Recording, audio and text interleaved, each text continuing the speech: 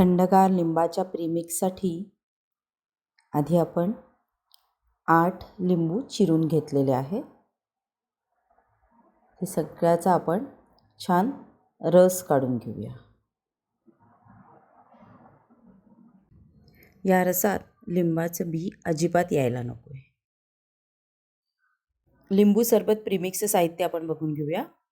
1 वाटी लिंबाचा रस, 2 ते 3 वाट्या तुमच्या आवडीनुसार साखर, अर्धा टीस्पून वेलची पावडर आणि 5 ते 6 केशराच्या काड्या. आता रस आपण एका ताटलीत ओतून घेऊया आणि 1 वाटी रसाला 2 वाट्या साखर आपण त्याच्यात ओतून घेऊया आणि छान एकजीव होईल, सगळं त्याच्यात साखर विरघळेल असं आपण पूर्ण आपलं मिश्रण कालवून घेऊया. हे बघा, आता साखर ह्याच्यात विरघळली आहे. मी हे ताट असंच पंख्याखाली ठेवते. हे अजिबात उन्हात वाळवायचं नाही आहे आपल्याला, सावलीतच पंख्याखाली 2 ते 3 दिवसात आरामात लगेच वाळतं हे. आता 1 दिवस वाळल्यावर बघा, अर्धवट कोरडं झालेलं आहे आपलं हे मिश्रण. थोडा ओलसरपणा आहे ह्यात. आपण अजून 1 दिवस ह्याला वाळवून घेऊया. आता 3ऱ्या दिवशी बघा, छान एकदम साखरेचे क्रिस्टल पुन्हा कोरडे तयार झालेले आहेत. पूर्णपणे ह्याच्यात पाण्याचा अंश निघून गेलेला आहे.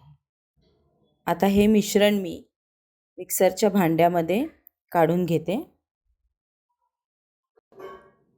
त्यात आपण वेलची पावडर,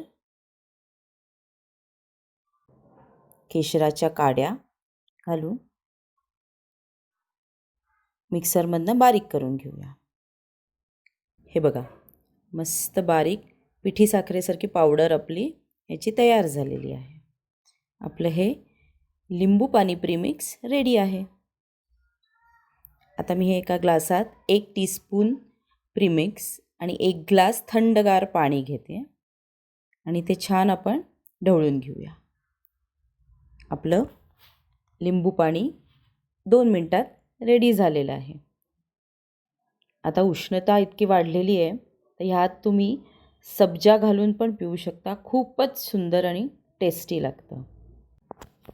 आणि हो, एक टीप सांगते, जर ह्याच्यात आपण वेलची पूड आणि केशर घातलं नाही ना, तर हे असंच लिंबू साखरेचं मिश्रण आपल्याला पोहे, उपमा किंवा एखाद्या भाजीत जर लिंबू साखर टाकायची आहे आणि घरात लिंबू अवेलेबल नाही आहे, तर यावेळेस आपण चटकन ही पावडर टाकू शकतो.